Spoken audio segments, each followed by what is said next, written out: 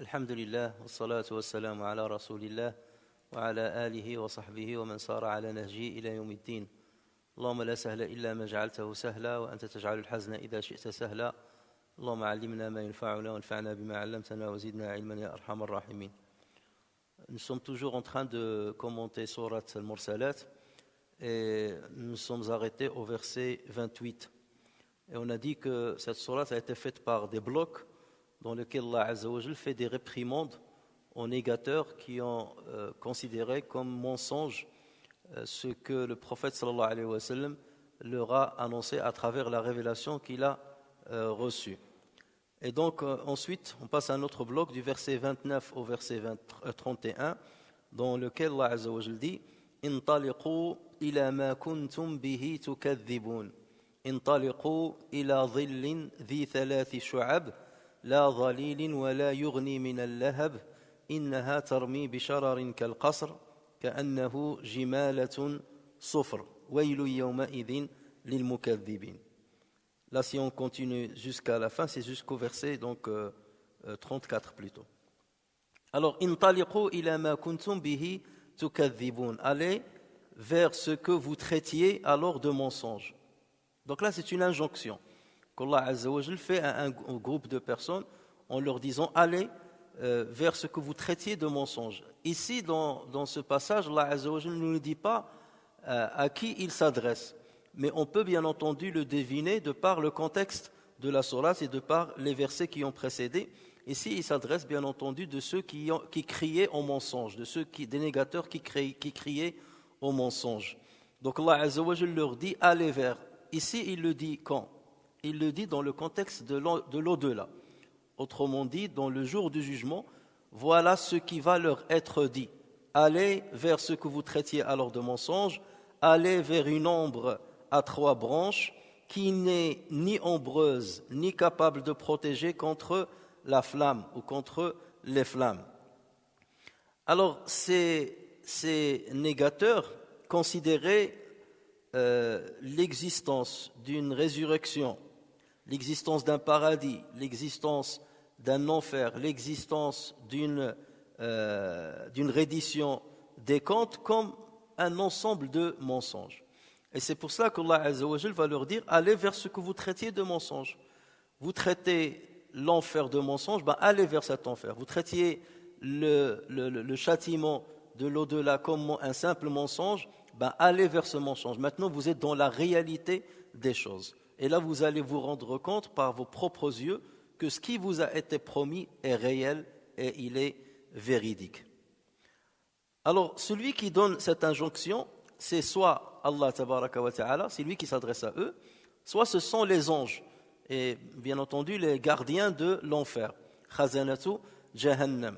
Parce que l'on sait par ailleurs dans d'autres versets que le jour du jugement, ce sont khazanat jahannam qui vont prendre les damnés et ils vont les prendre par groupe afin de les jeter dans l'enfer. Allah Azza wa Jal dit à ce propos wasiqa alladhina kafaru ila jahannama zumara, et ceux qui avaient mécru seront conduits en groupe à l'enfer. Ils seront conduits par qui? Par les gardiens de l'enfer. Alors, comme des hadiths le montrent, le jour du jugement, le soleil va se rapprocher de la tête des gens.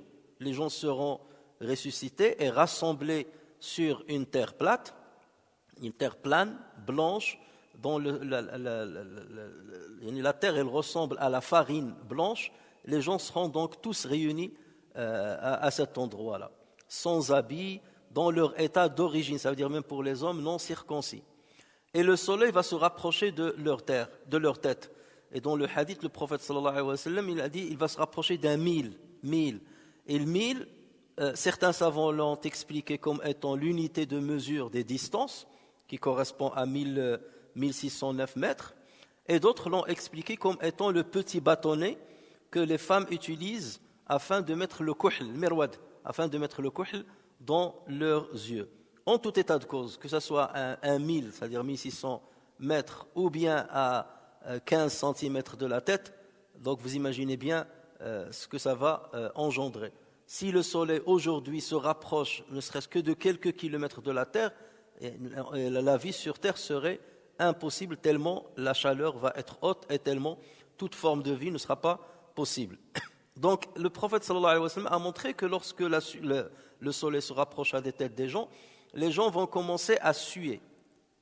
Et la quantité de cette sueur, ou bien le volume de cette sueur, va dépendre de l'égarement de chacun. Plus on a été égaré sur terre, plus cette sueur va s'emparer de notre corps. Ainsi le prophète sallallahu alayhi wa sallam avait dit, donc il y aura certains qui auront la sueur va les... C'est comme si on était dans un cylindre en fait, chacun était dans un cylindre. C'est pas parce que l'un va être noyé que l'autre qui est à côté va l'être aussi.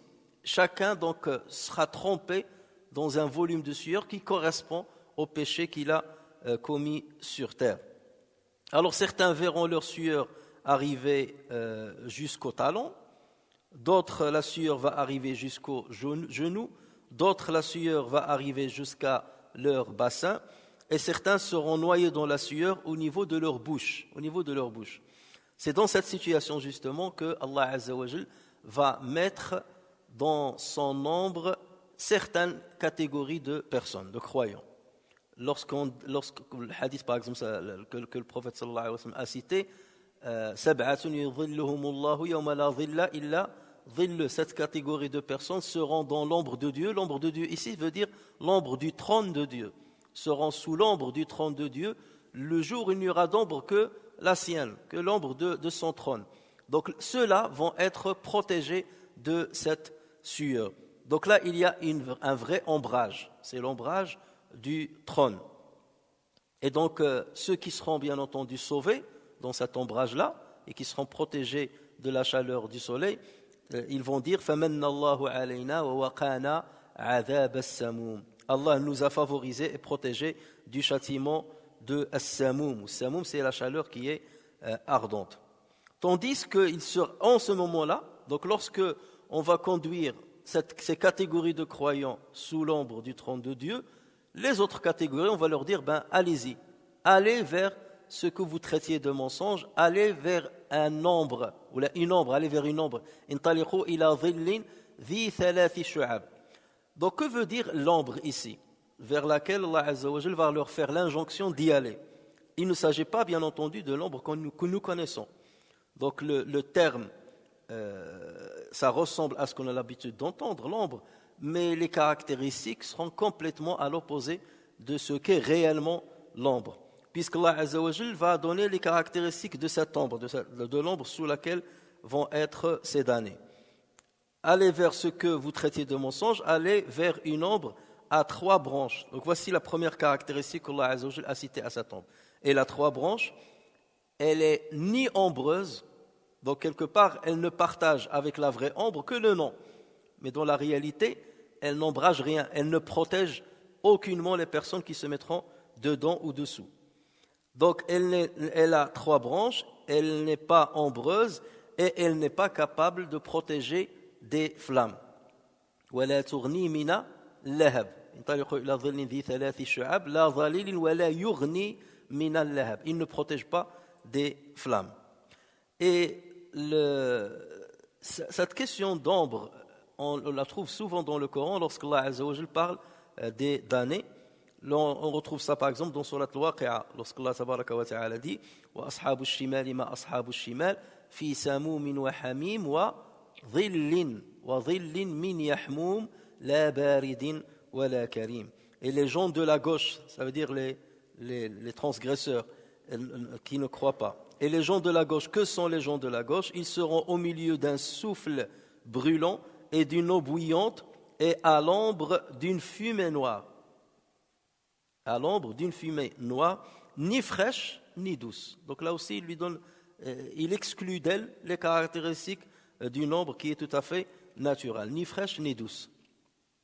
Alors, intaliqu ila dhillin dhi thalathi shu'ab, à 3 branches. Que signifie al-dhill qui a 3 branches? Alors, plusieurs avis ont été donnés quant à l'interprétation de ce passage. Le premier avis, c'est celui de Hassan al-Basri qui a dit: je ne sais pas ce qu'est cette ombre, et je n'ai jamais entendu parler d'une interprétation quelconque la concernant. Donc, Allahu A'lam. Puisqu'il s'agit de l'ghaib, Allah Azza wa Jal a dit que l'ombre, elle aura 3 branches, Donc que veut dire les branches? Allahu a'lam. Ça c'est ce qu'a dit le Hassan al-Basri. Donc tawaqqaf. Le deuxième avis, c'est celui de certains exégètes qui disent qu'il s'agit d'un feu au-dessus d'eux, d'un feu en dessous et d'un feu qui les entoure. Voilà thalat shu'ab. 3 branches, ça veut dire une branche en haut, une branche en bas et une branche qui les entoure. Mais il s'agit bien d'un feu. Et le fait d'avoir dire dhil, une ombre, ce n'est seulement qu'une forme métaphorique. Mais la réalité, c'est qu'il s'agit d'un feu.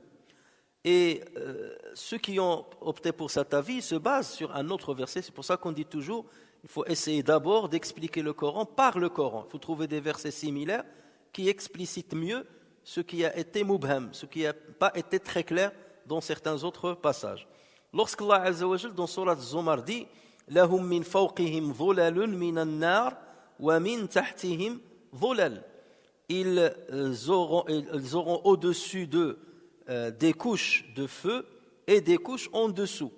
Donc on parle bien d'en haut et d'en bas, donc ça fait 2 branches. Et il reste la 3e branche, donc selon ces savants, c'est celle qui va, le feu qui va les entourer. Il y a aussi un autre verset qui va dans ce sens-là, de Surat Al-Ankabut, lorsqu'Allah tabaraka wa ta'ala dit « Yawma yaghshahumul adhabu min fawqihim » وَمِن تَحْتِ أَرْجُلِهِمْ وَيَقُولُ ذُوقُوا مَا كُنْتُمْ تَعْمَلُونَ. Le jour où le châtiment les enveloppera d'en haut et sous leurs pieds, il leur dira goûtez à ce que vous faisiez. Donc là, ces 2 versets que je viens de citer font référence seulement à 2 niveaux, en haut et en bas. Donc le 3e branche, selon ces savants-là, c'est-à-dire un feu qui va les entourer. Le 3e avis, c'est celui de Qatada, rahimahullah, qui dit qu'il s'agit plutôt de la fumée de feu, et non pas du feu lui-même. Il s'agit de la fumée du feu. Et là, Qatada, il se base sur un autre verset dans lequel Allah Azza wa Jal dit « Inna a'tadna lidh-dhalimina naran ahata bihim suradiquha » Nous avons préparé pour les injustes un feu dont la fumée, les flammes les cernent. Alors pour certains, dans la suradiq ici, ce sont les flammes. Suradiq dans la langue arabe, c'est comme la tente qui va couvrir. Et donc dans ce verset-là, beaucoup de savants disent que suradiq ici, ça veut dire la fumée. D'autres disent que ce sont les flammes. Et donc c'est à partir de là que Qatada a dit qu'il s'agit plutôt de la fumée du feu de l'enfer et non pas du feu lui-même. Et à partir de là, donc cette fumée-là a 3 couches. Cette fumée a 3 couches.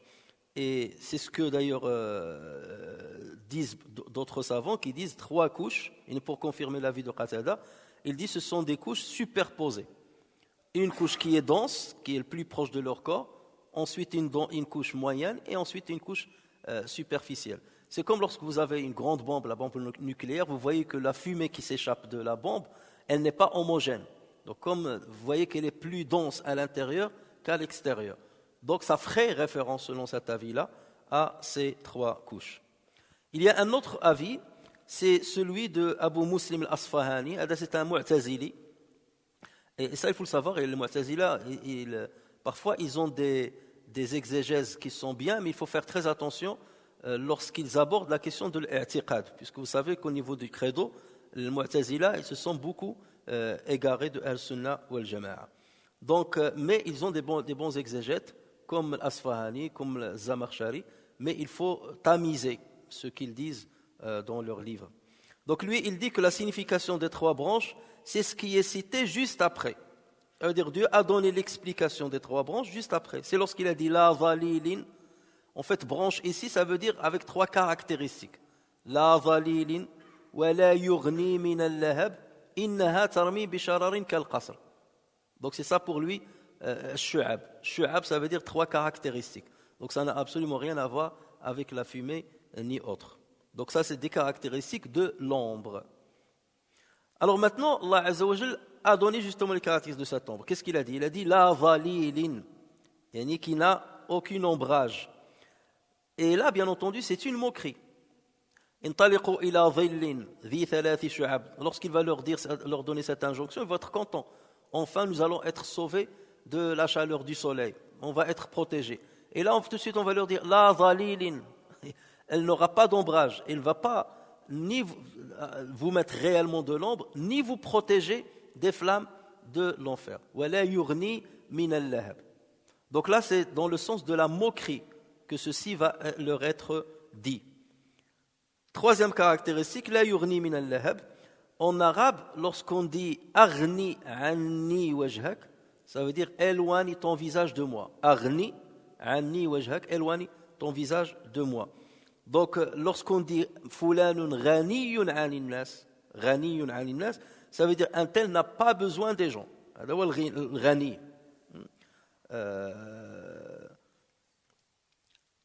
À chaque fois, Allah Azza wa Jalla, qu'est-ce qu'il dit concernant Innal insana la yatgha an ra'ahu staghna. Ça veut dire lorsqu'il n'a plus besoin des gens, il devient despote ou transgresseur.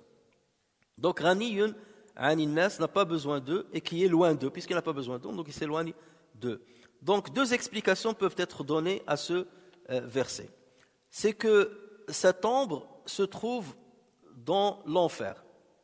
Cette ombre, elle se trouve dans l'enfer, mais ne protège ni de la chaleur, ni des flammes du feu. Et ceci peut être confirmé par Surat al-Waqi'a, le verset qu'on a cité tout à l'heure. Ils seront au milieu d'un souffle brûlant et d'une eau bouillante à l'ombre d'une fumée noire, ni fraîche, ni douce. Donc là, on parle de l'enfer lui-même, à l'intérieur de l'enfer. Le deuxième avis, c'est que cette ombre leur sera proposée uniquement en guise de moquerie avant l'entrée dans l'enfer. C'est-à-dire, on est encore dans la terre du rassemblement, on est encore au moment où le soleil est proche des têtes, et c'est là par moquerie qu'on va leur dire allez vers cette ombre-là, tandis que les croyants, du moins ceux qui appartiennent aux catégories que le prophète sallallahu alayhi wa sallam a citées par ailleurs, vont se mettre sous l'ombre du trône de Allah Azza wa Jal. Il y a, concernant maintenant la tourni min al-lahab, alors lahab c'est les flammes du feu, mais il y a un autre avis qui a été donné pour lahab, c'est que ça fait référence plutôt à la soif. La tourni min al-lahab, ça veut dire elle ne protège pas de la soif ardente qu'il y aura ce jour-là. Parce que les Arabes, lorsqu'ils disent rajulun lahban, ça veut dire un homme qui a énormément soif. Et on dit mra'atun lahba, une femme qui a énormément soif. Donc ça aussi c'est une explication qui a été donnée. Et les deux se valent parce que si l'ombre ne te protège pas des flammes, ne te protégera pas non plus de la soif. D'accord ? Parce que d'habitude, l'ombre, lorsque tu as très soif et tu te mets sous l'ombre, donc déjà ça calme un petit peu l'ardeur de ta soif. Ça ne l'enlève pas entièrement, mais ça calme un peu son ardeur. Ensuite, Allah Azza wa Jal a dit Innaha tarmi bishararin kal qasr, ka'annahu jimalatun sufr, waylun yawma idhin lil mukaththibin. Innaha, le pronom là, il est féminin. Il revient à quelque chose qui a été dissimulé, qui n'a pas été cité. Innaha, pour la majorité, innaha fait référence à nar. Parce que al-dhil, c'est masculin. Intaliqu ila dhillin. Al-dhil, c'est masculin. Mais ici, lorsqu'il dit innaha, ça fait référence, c'est un pronom qui fait référence à quelque chose de féminin. Donc là, pour la majorité des savants, innaha tarmi bishararin kal qasr, elle jette des étincelles volumineuses. Qui elle? C'est nar. En français, bien entendu, c'est masculin, le feu. Donc, il jette des étincelles volumineuses comme des châteaux, ou là comme des palais, on verra l'explication, et qu'on prendrait pour des chameaux jaunes.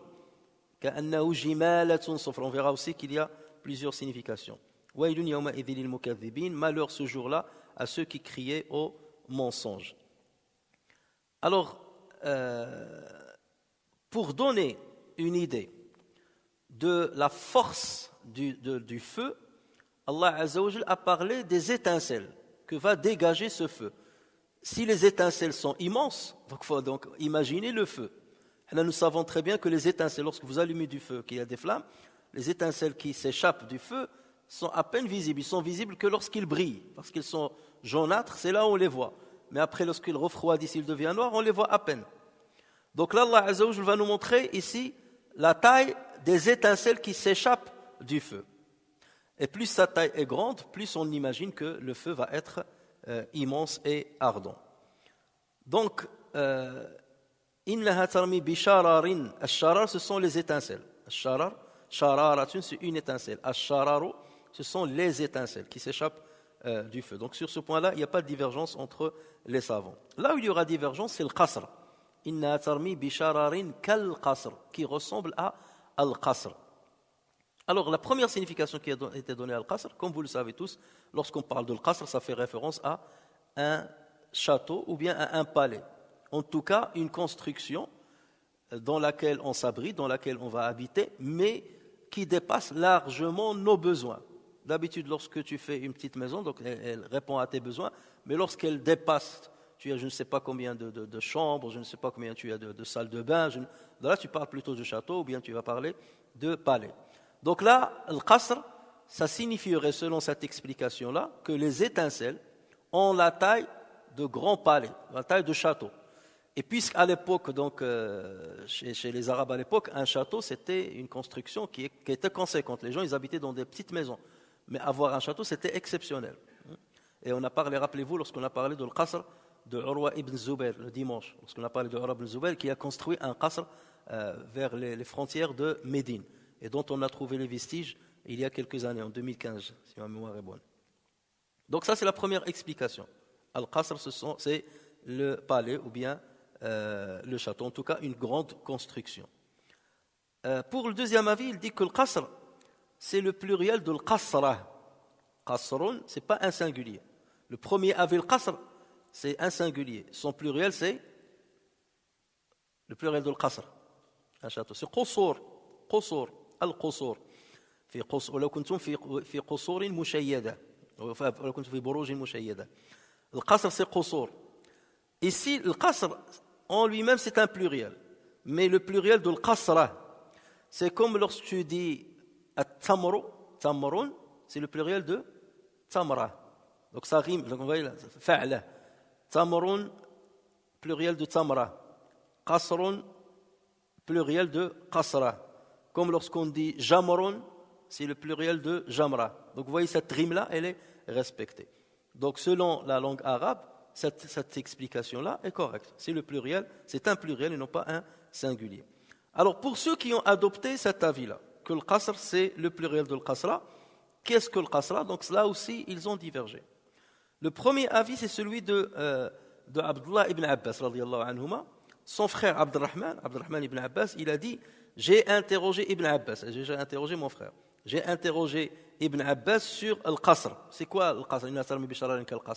Il m'a répondu, c'est du bois qu'on stockait pour l'hiver. Donc ça fait référence à des bûches de bois. Alors imaginez l'étincelle qui pour nous, pour le feu d'ici-bas, elle est toute petite, à peine on la voit, c'est parce qu'elle brille qu'on la voit. Imaginez les étincelles de ce feu-là, ça ressemble à des bûches de bois. Et vous imaginez les bûches pour ceux qui ont des... Donc parfois les bûches, avant on mettait des bûches de 1 mètre, maintenant on diminue à 50 cm, voire à 30 mètres lorsqu'on met des poêles à bois, des petits poêles à bois, mais avant c'était des grandes bûches d'1 mètre. Donc imaginez ça, c'est seulement l'étincelle. Donc ça donne une idée sur la grandeur de ce feu-là qui va dégager des étincelles comme des bûches. Donc ça c'est le premier avis qui a été donné par Abdullah ibn Abbas. Le deuxième avis a été donné par Saïd ibn Jubayr, par Muqatil et par Ad-Dahhak, rahimahumullah, qui disent la même chose, sauf qu'ils précisent qu'il s'agit des troncs de palmiers. C'est qu'on prenait, c'est pas seulement des bûches qu'on coupe, mais c'est des troncs de palmiers. C'est toujours du bois, mais c'est des troncs du palmier ou bien des troncs de gros arbres. Donc c'est à cette taille-là que ressemblera la taille de l'étincelle. Ibn Mas'ud, lui, il ne lit pas « Inna tarmi bishararin kal qasr », mais il lit « Innaha tarmi bishararin kal qusur ». C'est comme ça que lisait Ibn Mas'ud, radiyallahu anhu. « Innaha tarmi bishararin kal qusur ». Mais la lecture rapportée sur Ibn Mas'ud ne fait pas partie des 10 lectures notoires. Qira'at al-ashr n'en fait pas partie. « Innaha tarmi bishararin kal qusur ». C'est comme, lui, il dit, c'est comme al-rahn, son pluriel c'est ruhun. Donc pour lui, le qasr, c'est le pluriel de al-qasra. Donc ça c'est l'avis de Ibn Mas'ud. Al-Zamakhshari, lui dit que certains ont lu inna tarmi bi shararin kal-qasar, et non pas kal-qasr. Et eux, ils disent que ça rime avec fa'al. C'est comme shajar, c'est le pluriel de shajaratun. Shajaratun, shajar, ash-shajar. Donc al-qasar, c'est comme ça que Zamakhshari a rapporté sur d'autres lecteurs. Et le qasar, ce sont quoi? Donc selon Zamakhshari et selon Abdullah ibn Mas'ud, ce sont les coups des chameaux. C'est les coups des chameaux. Et d'autres disent ce sont, par extrapolation, les coups des palmiers. Ça veut dire l'étincelle, comme l'étincelle elle est un peu étalée, donc elle n'est pas ronde, donc elle ressemble au cou d'un chameau. Donc vous voyez qu'il s'agisse de coups de chameau, qu'on la fasse ressembler à un coup de chameau, ou bien à une grande bûche de bois, ou bien à un tronc de palmier, ça concorde en fait. Ce sont des étincelles qui sont immenses, c'est pour montrer qu'elles sont volumineuses. Maintenant, venons-en à la suite. Inna tarmi bi shararin kal-qasr ka'annahu jimalatun sufr. Alors, Allah Azza wa Jalla, ici, il fait aussi une comparaison. Ces étincelles ressemblent à des bûches de bois, ou bien ressemblent à des coups de chameau, ou bien ressemblent à des palais, ou bien à des châteaux, et ça ressemble ka'annahu jimalatun sufr. Alors déjà, il y a plusieurs lectures de jimalatun.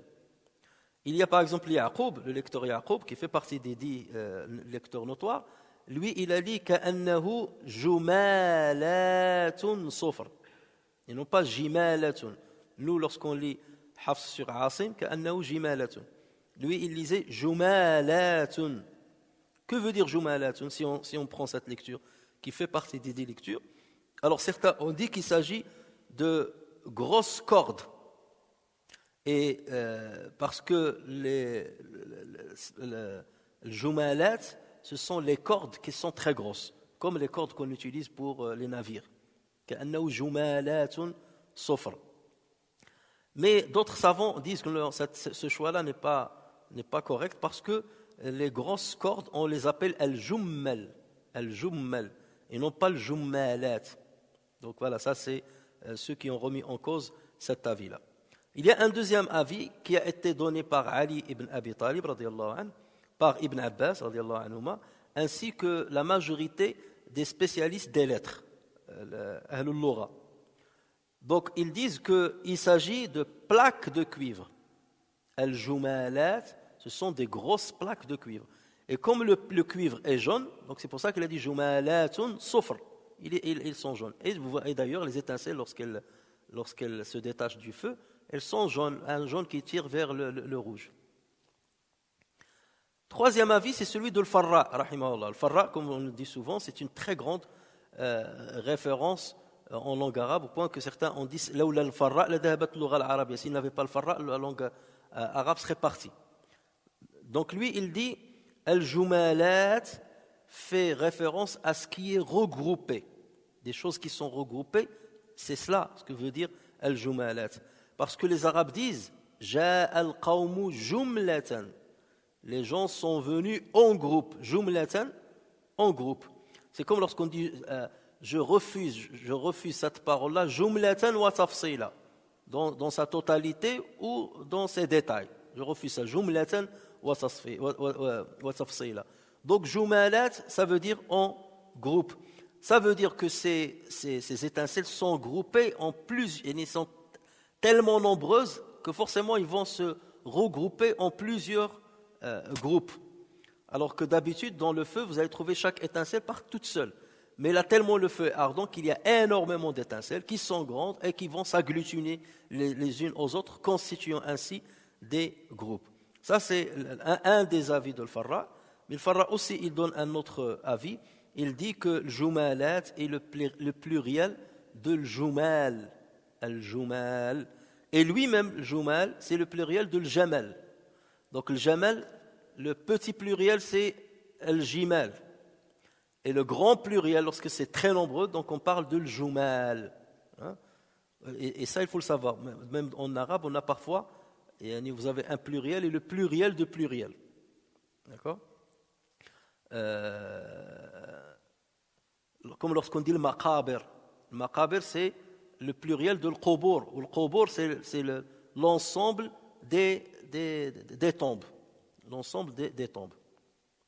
Ou là, on parle de maqbara. On parle des tombes, ça c'est le pluriel.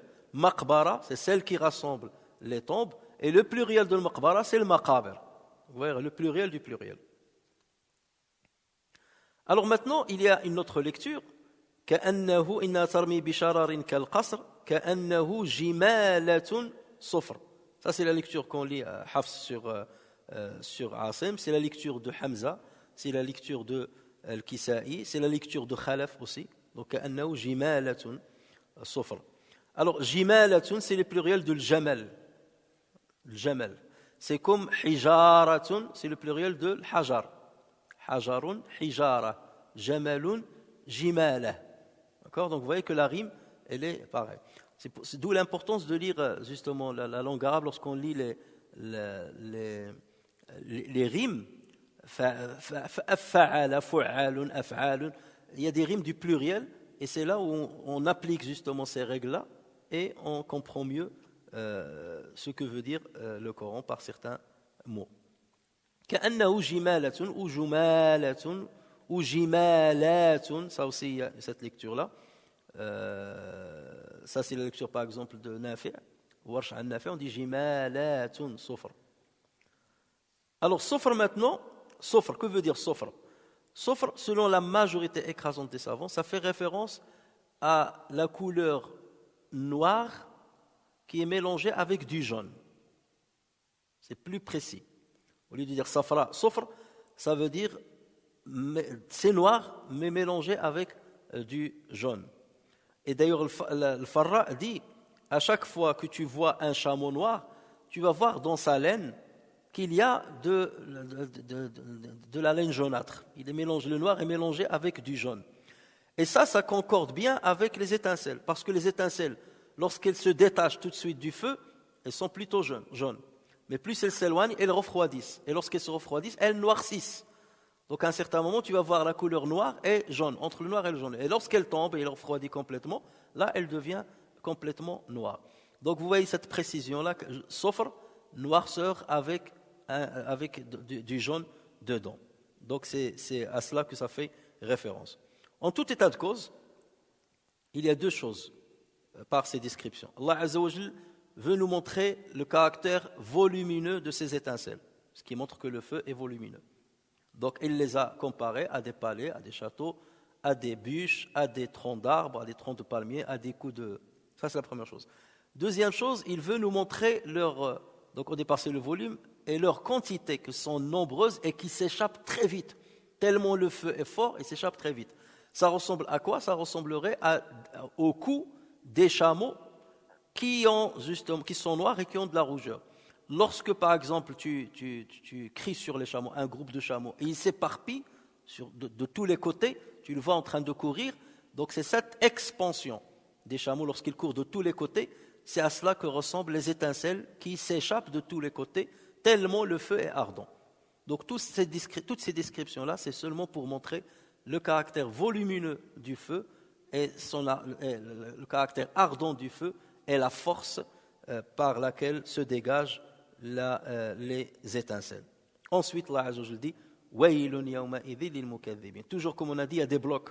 À chaque fois qu'il y a des réprimandes, donc il fait rappeler ça. Là, il parle aux négateurs le jour du jugement, et après il leur donne cette menace-là. Waylun yawma idhil lil mukaththibin. Malheur ce jour-là à ceux qui criaient au mensonge lorsqu'ils étaient sur terre. Ensuite, on va passer à un autre bloc. Allah Azza wa Jalla a dit Hadha yawmu la yantiqun. ولا يؤذن لهم فيعتذرون ويل يومئذ للمكذبين. Deux versets suivis de ويل يومئذ للمكذبين. Ce jour, ce sera, c'est-à-dire ce jour-là, ce sera le jour où ils ne peuvent pas parler et point ne leur sera donné permission de s'excuser. Malheur ce jour-là à ceux qui criaient au mensonge. Alors regardez, juste avant, Allah Azza wa Jalla s'adressait directement au négateur. Intaliqu. Donc là, il parle, c'est à l'impératif, mais il parle à la deuxième personne du pluriel. Intaliqu. Allez, courez, allez-y. Donc là, il s'adresse à eux. Ici, il parle à la troisième personne du pluriel. Hada yawmu la yantiqun. Ce jour-là, c'est le jour où ils ne peuvent pas parler. Donc, il ne leur adresse pas directement la parole. D'accord ? Donc là, il est en train de parler d'eux. Ce changement brusque dans le cours des versets coraniques, c'est ce qu'on appelle al-iltifat. Iltifata, ça veut dire il s'est tourné. Tu marches comme ça, iltifata, il a tourné la tête. Donc de temps en temps, dans la narration coranique, il y a toujours ce usloub de l'iltifat. Allah parfois parle selon un temps, tout de suite après il change de temps, il revient à l'autre temps. Et d'ailleurs, regardez juste après, là il va dire هذا يوم لا ينطقون ولا يؤذن لهم فيعتذرون ويل يومئذ للمكذبين هذا يوم الفصل جمعناكم. Nous vous avons rassemblés. Donc là il change. Il parle à la deuxième personne du pluriel. جمعناكم والأولين فإن كان لكم كيد. Si vous avez une ruse, alors rusez sur moi. فإن كان لكم كيد فكيدون. Donc là, il s'adresse à eux, directement, à la deuxième personne du pluriel. Alors que là, il parle à la troisième personne du pluriel. Ce changement-là, c'est ce qu'on appelle iltifat. Et c'est pour cela d'ailleurs que ça a été intercalé par Wailun yawma idhin lil mukaththibin. Ce iltifat a été intercalé par Wailun yawma idhin lil mukaththibin. D'accord ? Donc vous voyez le squelette quelque part de la sourate qui est fait d'une manière à la perfection. Et ça dénote le caractère miraculeux de la rhétorique dans le Coran. Alors, là se pose une question. Allah Azza wa Jalla dit Hada yawmu la yantiqun. Ce jour-là, ils ne pourront pas parler. Le problème, c'est qu'il y a certains passages dans le Coran qui laissent entendre que les gens, les damnés, le jour du jugement, ils parlent et ils posent des questions. Or, le verset là, il dit qu'ils ne peuvent pas parler. Et d'ailleurs, ceux qui cherchent à trouver des contradictions du Coran, parfois ils pointent ça. Ils disent, ici il dit qu'ils ne peuvent pas parler, après, dans d'autres versets, il dit qu'ils parlent. Et cette question a été posée depuis fort longtemps. L'imam Nafi' ibn al-Azraq a posé cette question à Abdullah ibn Abbas déjà. Il lui a dit, comment se fait-il que dans ce verset-là, Allah Azza wa Jalla dit, ce jour-là, ils ne pourront pas parler, alors qu'on trouve d'autres versets qui montrent qu'ils parlent, que les gens-là peuvent parler. Comme lorsqu'Allah Azza wa Jalla dit ثُمَّ إِنَّكُمْ يَوْمَ الْقِيَامَةِ عِنْدَ رَبِّكُمْ تَخْتَصِمُونَ. Ensuite, au jour de la résurrection, vous vous disputerez auprès de votre Seigneur. Or, la dispute, ça va se faire avec des paroles. Donc, dans l'apparence, ça contredit ce verset-là. Pareil, lorsqu'Allah Azza wa Jalla dit sur eux qu'ils vont dire Wallahi Rabbina ma kunna mushrikin. Nous jurons par notre Seigneur que nous n'avons pas été associateurs. Dans un autre passage, Allah Azza wa Jalla dit وَلَا يَكْتُمُونَ اللَّهَ حَدِيثًا. Ils ne sauront cacher à Allah aucune parole. S'ils ne sauront cacher aucune parole, ça veut dire qu'ils vont dire des paroles justes.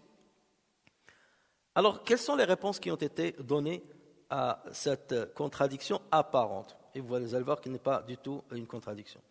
Le Hassan al-Basri a dit il y a ici ce qu'on appelle un idmar, une dissimulation dans la phrase. هذا يوم لا ينطقون. Ce jour-là, ils ne parleront pas. Mais ça veut dire quoi لا ينطقون? Ça ne veut pas dire ils ne parleront pas. Ils ne pourront pas dire un argument qui les sauverait ce jour-là. هذا يوم لا ينطقون لا ينطقون بحجة ولا ينطقون بعذر. Et d'ailleurs, Allah Azza wa Jal a dit tout de suite après ولا يؤذن لهم فيعتذرون. On ne leur donnera pas la permission pour s'excuser. Donc tu ne pourras pas parler pour t'excuser ou là pour essayer de trouver un argument qui te sauvera du châtiment de Allah Azza wa Jal. D'accord? Et d'ailleurs, que ce soit chez les Arabes ou les non-Arabes, lorsque quelqu'un, par exemple, tu as un différend avec quelqu'un sur un sujet, toi tu ramènes tes arguments et tout. Après, c'est à lui d'exposer ses arguments. Et il commence à parler avec des arguments qui pèsent rien. Qu'est-ce que tu lui dis à la fin? Tu lui dis, mais tu n'as rien dit. Ouais, il a parlé pendant une demi-heure. Et tu lui dis, mais pendant une demi-heure, tu n'as rien dit. Ça ne veut pas dire qu'il n'a rien dit, là, ça fait une demi-heure qu'il parle. Mais lorsque tu dis tu n'as rien dit, ça veut dire que tu n'as rien dit comme argument convaincant. Et ça, on le dit en français, on le dit en arabe aussi. Lam taqul shay'a. Quelqu'un qui parle événement, tu lui dis lam taqul shay'a, tu n'as rien dit. D'accord? Et c'est comme ça qu'il faut le comprendre. La yantiqun, ça veut dire ils n'y diront rien. Tout ce qu'ils vont, si jamais ils parlent, leurs paroles seront vaines. Elles n'ont aucune considération. Et on ne leur donnera pas la permission de s'excuser. C'est comme ça qu'il faut le comprendre. Et non pas dans le sens où vraiment ils vont être muets pendant tout Yawm al-Qiyamah. La deuxième explication a été donnée aussi par le Farra. Il dit, il y a justement des moments du jour, parce que le jour du jugement, il est long, 50 000 ans. C'est pas comme le jour d'ici. C'est 50 000 ans. Ils ne vont pas être muets pendant 50 000 ans, non. Dans le jour-là, il y aura des moments où il y aura peut-être un moment où ils ne pourront pas parler. Mais dans le reste, ils peuvent parler. Donc lorsqu'Allah dit ce jour-là, ils ne pourront pas parler, ça ne veut pas dire pendant toute la journée, pendant une partie de cette journée-là. Mais le reste, il les laissera parler. Mais des paroles vaines et des paroles qui n'auront aucune considération. Et là, par exemple, lorsque tu dis à quelqu'un il te dit je vais venir à l'aéroport le mardi à 13h. Je vais atterrir à 13h. Est-ce que tu peux venir me chercher? Tu vas lui dire par exemple, je viendrai te chercher le mardi. Est-ce que tu entends par là que tu vas l'attendre tout le mardi à l'attendre? Je viendrai te chercher mardi. Ça veut dire je viendrai te chercher l'heure à laquelle tu vas atterrir le mardi. Mais ce n'est pas tout le mardi où tu vas venir chercher, tu vas le chercher pendant toute la journée. Non, je viendrai te chercher mardi. D'accord? Donc ça veut dire pendant un moment du mardi, au moment où tu vas atterrir. Donc là, ça veut dire il y a un moment où ils ne parleront pas et les autres moments ils pourront parler. Et ça s'est confirmé par les autres versets. Donc il n'y a pas de contradiction. Et donc, aucune excuse valable ne pourra être donnée pour qu'ils soient sauvés du châtiment de Allah Azza wa Jal. Pourquoi? Parce qu'Allah Azza wa Jal, il a tout mis entre leurs mains. Il leur a montré les bons arguments. Il leur a envoyé les prophètes. Donc ils n'ont aucune excuse devant tout cela. Lorsqu'Allah Azza wa Jal dit رُسُلًا مُبَشِّرِينَ وَمُنذِرِينَ لِأَلَّا يَكُونَ لِلنَّاسِ عَلَى اللَّهِ حُجَّةٌ بَعْدَ الرُّسُلِ. Donc j'ai envoyé des messagers, annonciateurs et avertisseurs, afin qu'après la venue de ces messagers, il n'y eut pour les gens point d'argument devant Allah. Je vous ai envoyé des prophètes, je vous ai envoyé des livres, je vous ai envoyé des arguments explicites, clairs. Donc vous n'avez pas d'excuse aujourd'hui de dire non mais j'étais ceci, j'étais cela, un tel m'a détourné. Oui mais tu as raison. Un tel t'a détourné mais tu n'avais pas à le suivre. Et c'est ça la dispute qu'il y aura entre les suiveurs et les suivés. Et les autres vont dire, c'est vous qui nous avez suivis. Et on ne pourra rien vous faire aujourd'hui. Mais vous aviez votre raison que vous auriez pu utiliser pour vous démarquer de notre égarement. Donc lorsqu'Allah Azza wa Jalla dit par exemple, وَلَا يَكْتُمُونَ اللَّهَ حَدِيثًا, ils ne sauront chercher à Allah aucune parole, ils ne sauront cacher à Allah aucune parole, c'est au moment du jugement. Lorsqu'Allah Azza wa Jalla va leur dire vous avez fait ça, il va leur exposer leurs œuvres, est-ce qu'ils peuvent cacher? Non, donc dans ce cas ils ne peuvent pas cacher. Leurs membres vont parler, leur corps va parler et dire oui j'ai fait ça. Il ne peut pas cacher ses péchés. Qu'est-ce que tu as fait le jour-là? Il ne peut pas cacher et dire j'ai rien fait. Il est obligé de dire la réalité de ce qu'il a fait. Parce que là c'est le moment du jugement. Donc au moment du jugement, lorsqu'Allah les interroge, ils vont répondre. Mais il y a des moments où il ne les laissera pas parler ni présenter des arguments. Les arguments, je les connais à l'avance, donc vous ne pouvez pas les présenter. Mais après le jugement, parlez comme vous voulez, mais de toute façon le jugement a été fait et c'est trop tard. Et c'est là où on peut comprendre le verset, lorsqu'Allah dit وَيَوْمَ نَحْشُرُهُمْ جَمِيعًا ثُمَّ نَقُولُ لِلَّذِينَ أَشْرَكُوا أَيْنَ شُرَكَاؤُكُمُ الَّذِينَ كُنْتُمْ تَزْعُمُونَ ثم لم تكن فتنتهم إلا أن قالوا والله ربنا ما كنا مشركين انظر كيف كذبوا على أنفسهم وضل عنهم ما كانوا يفترون. Et le jour où nous les rassemblerons tous, puis diront à ceux qui auront donné des associés, où sont donc vos associés que vous prétendiez? Allah, les associés que vous avez pris, où sont-ils? Alors il ne leur restera comme excuse que de dire par Allah notre Seigneur, nous n'étions jamais des associateurs. Vois comment ils mentent à eux-mêmes. et comment les abandonnent les associés qu'ils vantaient. D'accord ? Donc là, on est dans un autre contexte que celui d'elle. Ils ne pourront pas dire d'excuses. Et d'ailleurs, on a expliqué.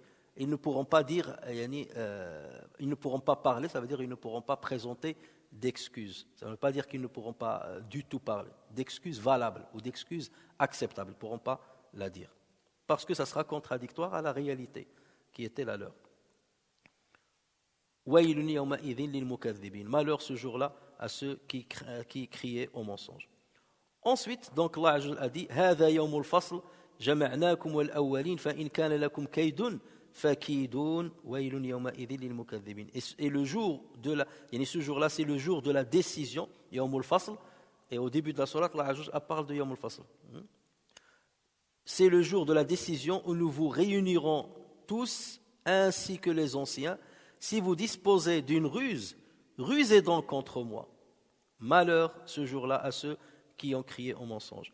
Donc vous voyez là encore, c'est une autre réprimande qui va monter encore dans sa force. Allah Azza wa Jalla donc s'adresse à eux. Avant il parlait d'eux, une troisième personne, maintenant il s'adresse à eux. Donc il leur dit, nous vous avons rassemblés avec les premiers. Et rappelez-vous des premiers versets, versets 16 et 17. Allah a dit Alam nuhlikil awwalin thumma nutbi'uhumul akhirin. Donc là vous voyez la logique. Donc jama'nakum wal awwalin, ceux que je vous ai cités à propos desquels je vous ai interrogé au verset 16 et 17. Et donc ensuite pour renforcer la réprimande, Allah Azza wa Jalla va leur dire si vous disposez maintenant d'une ruse, alors utilisez-la contre moi. Lorsque vous étiez sur terre, vous rusiez. Vous rusiez contre les musulmans. Vous utilisez la ruse contre les musulmans, le kaïd contre les musulmans. Maintenant, sortez maintenant le kaïd. Maintenant, on est dans une autre dimension. Sur terre, je vous ai laissé faire ce que vous voulez. Mais maintenant c'est le jour de la reddition des comptes. Et donc, dans ce cas-là, la ruse ne vous servira absolument à rien. Et regardez lorsqu'Allah Azza wa Jalla dit dans sourate Tariq, إنهم يكيدون كيدا وأكيد كيدا فمهل الكافرين أمهلهم رويدا فإن كان لكم كيد فكيدون. Donc ils se servent d'une ruse et moi aussi je me sers de mon plan. Et donc là on a déjà expliqué ça, lorsque vous trouvez le même terme, un qui est attribué à l'être humain et un qui est attribué à Dieu, ça n'a pas du tout la même signification. La ruse, ça a une connotation négative lorsqu'on l'impute à l'être humain. Mais lorsqu'on l'impute dans ce verset-là à Allah Azza wa Jalla, ça n'a pas une connotation négative. C'est pour ça que certains ont traduit ça par mon plan. Eux, ils rusent et moi, j'utilise mon plan. فَمَهِّلِ الْكَافِرِينَ أَمْهِلْهُمْ رُوَيْدًا. Accorde, ô Mohammed, accorde, ô prophète, donc un délai aux infidèles, accorde-leur un court délai. Et ensuite, il va leur dire, encore une fois, وَيْلٌ يَوْمَئِذٍ لِلْمُكَذِّبِينَ. Et enfin, on va venir aux deux dernières parties de cette sourate. Allah Azza wa Jalla va dire إن المتقين في ظلال وعيون وفواكه مما يشتهون كلوا واشربوا هنيئا بما كنتم تعملون إنا كذلك نجزي المحسنين ويل يومئذ للمكذبين. Du verset 41 au verset 45. Les pieux seront parmi les ombragés. Les pieux seront parmi des ombrages et des sources, de même que des fruits selon leurs désirs. Mangez et buvez agréablement pour ce que vous faisiez, c'est ainsi que nous récompensons les bienfaisants. Malheur ce jour-là à ceux qui criaient au mensonge. Alors ce passage, il peut être compris comme une conclusion de la sourate, une conclusion qui fera part de l'issue des pieux et ensuite de l'issue des criminels. Donc on peut la comprendre dans ce sens-là. On peut comprendre aussi ce passage comme étant la suite de la parole que Dieu a adressée aux négateurs. Lorsqu'il leur disait lorsqu'il a dit il s'adresse toujours à eux. Là, il leur parle encore le jour du jugement et il leur dira les pieux seront parmi des ombrages et des sources. Et là, forcément, lorsque tu parles à quelqu'un qui va subir le feu, qui va subir le châtiment, et tu lui dis à propos de qui tu rusais, ou ceux que tu traitais de mensonges, les pieux, toi tu es dans le feu et eux, ils sont fi dhilal, ils sont dans des ombrages. Wa uyun, wa fawakiha mimma yashtahun. Donc vous imaginez la frustration qui va naître dans leur cœur et le regret qui va grandir dans notre cœur parce que les gens de qui on se moquait ici-bas, ben là, ils sont sous des ombrages, ils sont dans des sources, et nous sommes en train de subir un feu ardent. Alors, regardez Allah Azza lorsqu'il a dit Innal muttaqina fi dhilalin wa uyun. Ils sont parmi des ombrages. Ça les démarque tout de suite de l'ombre auquel on a fait, auquel on a envoyé les damnés. Intaliqu ila dhillin dhi thalathi shu'ab. Dhill. C'est pour ça qu'il y a dhilal, dhilal. Dhill, dhilal. Mais les ombrages ne sont pas pareils. Ça, c'est des vrais. Ça, c'est une vraie ombre. Alors que celle des damnés, ce n'est pas une vraie ombre. D'accord ? Donc, c'est pour montrer la différence entre les uns et les autres. Innal muttaqina fi dhilalin wa uyun. Ils sont dans des ombrages, ou là, parmi des ombrages, et parmi des sources. En fait, ils sont dans... Tu ne peux pas dire je suis dans la source. Je suis entouré de sources.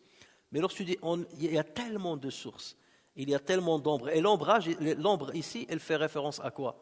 Elle fait référence aux arbres. Il y a tellement d'arbres et tellement de sources que tu te trouves noyé dedans, comme si tu es à l'intérieur. Tu es entouré. Là, il y a une source, là, il y a un arbre, là, un arbre, là, un arbre. C'est pour cela, hadfi, qui fait référence, c'est un pronom circonstanciel. Donc, il fait référence à l'abondance des arbres et l'abondance des sources. C'est pour ça qu'il a dit fi dhilalin wa uyun. Il n'a pas dit tahta, en dessous des ombres et à côté de l'uyun. Fi dhilalin wa uyun. Ils sont dans l'ombrage et dans les sources, ou parmi les sources. Wa fawakiha mimma yashtahun. Alors la traduction que vous avez, elle est mauvaise. Eux, ils disent de même que des fruits selon leur désir. Ça veut dire qu'ils auront des fruits selon leur désir. C'est comme s'il y a des fruits désirables et des fruits qui le sont moins. Tu demandes des fruits que tu désires. C'est comme s'il y a un autre que tu ne vas pas désirer. Or, tous les fruits sont désirables. Lorsqu'Allah Azza wa Jalla a dit wa fawakiha mimma yashtahun, mimma, c'est deux mots. Min ma. Dit que min, c'est le tab'id. C'est comme pour la répartition. Wa fawakiha mimma tashtahun. Mais ça ne veut pas dire tu prends des fruits de ce que tu désires. Ça veut dire que les autres fruits, tu ne vas pas les désirer. Non. Ça veut dire qu'il y a tellement de choses désirables. Et il y a tellement de choses désirables. Et parmi ces choses-là, il y a les fruits. Donc tu vas prendre les fruits parmi tout ce que tu désires comme autre chose. Il n'y a pas que les fruits. Vous avez compris? Donc ce n'est pas des fruits parmi les fruits. C'est des fruits parmi ce qui est désirable dans le paradis. Parmi... Ça parle de tout ce qui est désirable dans le paradis. Kulu washrabu. Alors, kulu washrabu, ça dans le sens d'injonction. Et là, des savants, ils ont dit, est-ce que c'est une injonction? Kul, mangez et buvez. Ouais, je ne veux pas manger, je ne veux pas boire. Est-ce que c'est une injonction ou bien c'est seulement une autorisation? Des savants ont dit qu'il s'agit plutôt d'une autorisation, parce que le jour du jugement, il n'y a pas d'ordre, ni interdiction, ni ordre. L'ordre et les interdictions et les injonctions sont ici-bas. Dans le delà, c'est que la récompense. Mais là, lorsqu'il leur dit, regardez tout ce qu'il y a là, il vous est autorisé de manger et de boire comme vous voulez. Parce que sur terre, tu ne peux pas manger et boire tout ce que tu désires. Soit parce que ce que tu désires n'existe pas. Tu vas désirer, je ne sais pas moi, un fruit, mais ce n'est pas la saison de ce fruit. Donc tu n'as pas accès. Ou bien le fruit est là, mais tu n'as pas l'argent pour l'acheter. Donc tu le désires, mais tu ne peux pas y accéder. Ou bien le fruit est là et tu as l'argent, ou là, ce que tu désires est là et tu as l'argent, mais il t'est interdit de le consommer. Le vin, par exemple, il est là et tu vas le préparer, mais il est interdit de le consommer. Ou bien de la viande illicite, elle est là et il était interdit de la manger. D'accord? Donc, il n'y a plus d'interdiction ici. C'est ça ce que veut dire « Kulu washrabu hani'an ». Mangez et buvez de ce que vous voulez ici. Il n'y a pas d'interdiction comme ce fut le cas lorsque vous étiez sur terre, où vous étiez limité dans l'accessibilité à ce que vous désiriez. Ici, il n'y a pas de limite. Donc, il vous est autorisé de manger. C'est ça la signification. Il vous est autorisé de boire هنيئا بما كنتم تعملون. هنيئا, ça c'est un terme qu'on utilise en arabe. Alors on traduit par agréablement, agréablement. Mais ouais, c'est un terme qu'on utilise comme une invocation de générosité, de ou karam. Lorsque tu dis à quelqu'un Kul hani'an mari'an, on dit hani'an ou bien hani'an mari'an. Hani'an, ça vient de l'hana. Ou l'hana, ça veut dire surur ou sa'ada, ça veut dire la joie et le bonheur. Il y mange avec joie et bonheur. Ou mari'an, lorsque tu rajoutes mari'an, parce que dans le Coran, si on trouve hani'an mari'an, mari'an, ça veut dire une nourriture qui n'a aucune conséquence négative sur ton corps. D'accord? Parce que parfois tu peux manger bien, hein? Tu es content de ce que tu as mangé, mais après tu le payes trop cher avec le diabète ou avec d'autres maladies. Mais lorsque tu dis hani'an mari'an, c'est-à-dire mari'an sans conséquences néfastes, sans maladie, sans rien du tout. Et c'est ça lorsque tu dis tfaddal hani'an mari'an, kul hani'an mari'an. Donc c'est une expression qui montre la générosité de celui qui invite l'autre à manger. هنيئا بما كنتم تعملون. هذا بما c'est ce qu'on appelle ba sababiyya, le ba de la cause, une préposition de la cause. Ça veut dire entrer dans le paradis pour, grâce, en récompense de ce que vous faisiez, de ce que vous œuvriez. Mais vos œuvres ne sont pas le prix du paradis. Il faut faire attention. C'est pas lorsque tu rentres dans le cinéma, c'est par le prix que tu as payé. D'accord? Le prix correspond à ce que tu as acheté. Mais ici, vos œuvres ne sont pas le prix du paradis. C'est seulement une cause que Dieu a mis pour vous faire mériter le paradis. Et il y a une différence entre être une cause et être le prix du paradis. Donc là, vous entendez dans le Coran, Bima kuntum ta'malun, ça veut dire parce qu'Allah est miséricordieux, il vous a demandé seulement des œuvres pieuses pour vous faire mériter sa grâce et vous récompenser par le paradis, mais en aucun cas ce n'est le prix de vos œuvres. Inna kadhalika najzi al-muhsinin, c'est ainsi que nous récompensons les bienfaisants. Alors soit cette parole-là, comme on a dit, elle est dite au négateur, Inna kadhalika najzi al-muhsinin, pour le débat, c'est comme ça que nous récompensons les bienfaisants. Si vous étiez comme eux, vous auriez eu une récompense. Ou bien, ça c'est une règle qu'Allah Azza wa Jalla cite d'une manière immuable, c'est ainsi que nous récompensons les bienfaisants. Et il dira cette règle-là aux bienfaisants le jour du jugement. Et c'est comme s'il va vanter leur mérite. Il va leur faire des éloges. Vous étiez muhsinin, et c'est comme ça qu'on vous a récompensé. J'étais Rabbi Shakur, Allahu Shakur. Parmi les noms de Dieu, Shakur. Et Shakur, ça veut dire reconnaissant. Ça veut dire que Dieu reconnaîtra les bienfaits qu'ils ont accomplis sur terre. Et il leur dira, vous avez fait des bienfaits, et c'est en conséquence de quoi je vous donne cette récompense. Parce que Allah Azza wa Jalla dit, Hal jaza'ul ihsani illa al-ihsan. Y a-t-il d'autres récompenses pour le bien que le bien? Et donc ça, c'est une règle. Donc Dieu les récompensera avec le bien. Ensuite, il va dire, Waylun yawma idhil lil mukaththibin. Malheur ce jour-là à ceux qui criaient au mensonge. Donc là, vous voyez, il leur parle des gens du paradis, après il leur dit, menace, attention. À chaque fois, il met cette menace, il la répète. Ça veut dire, saisissez-vous, rattrapez-vous avant qu'il ne soit trop tard, repentez-vous, revenez au droit chemin, revenez à la raison, ne vous entêtez pas dans l'égarement, dans la moquerie ou dans la défiance. Revenez au chemin avant qu'il ne soit trop tard. Et enfin, Allah va dire, là il va s'adresser maintenant aux damnés. Kulu wa tamatta'u qalilan innakum mujrimun waylun yawma idhil lil mukaththibin wa idha qila lahum irka'u la yarka'un waylun yawma idhil lil mukaththibin fa bi ayyi hadithin ba'dahu yu'minun. Mangez et jouissez un peu ici-bas. Vous êtes certes des criminels. Malheur ce jour-là à ceux qui criaient au mensonge. Et quand on leur dit inclinez-vous, ils ne s'inclinent pas. Malheur ce jour-là à ceux qui criaient au mensonge. Après cela, en quelle parole croient-ils donc? Donc vous voyez, il leur parle, manger, donc il leur parle directement, la deuxième personne de pluriel. Après, il va dire, il parle à la troisième personne de pluriel. Donc vous voyez ce changement, ce iltifat là, pour montrer une interaction dans la parole. Donc,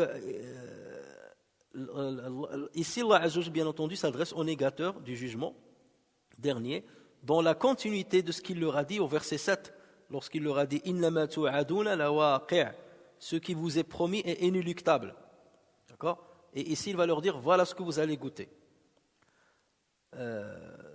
Et bien entendu, ici lorsqu'il dit goûter tant que vous êtes, maintenant que vous êtes sur terre, goûtez, il n'y a pas de problème.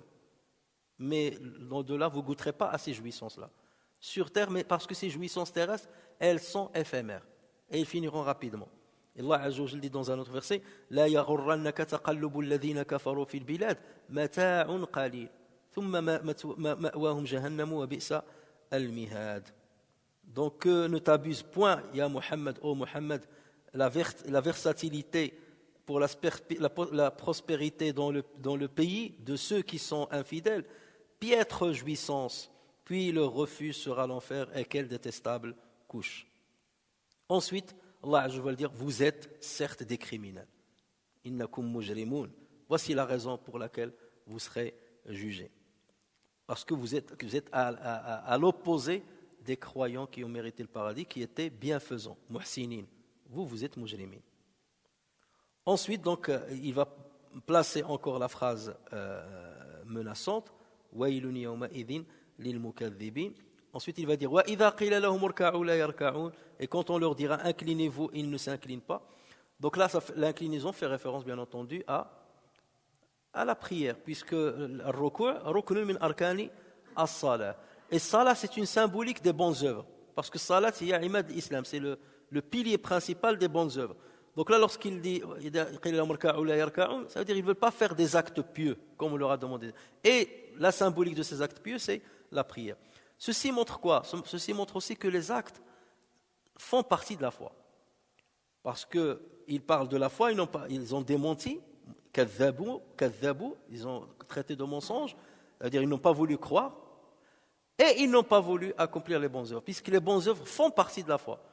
Et là, bien entendu, je vous renvoie vers toutes les rubriques qu'on a étudiées du chapitre de l'Iman de Sahih al-Bukhari, où il montre que les œuvres et la foi sont imbriquées l'une à l'autre.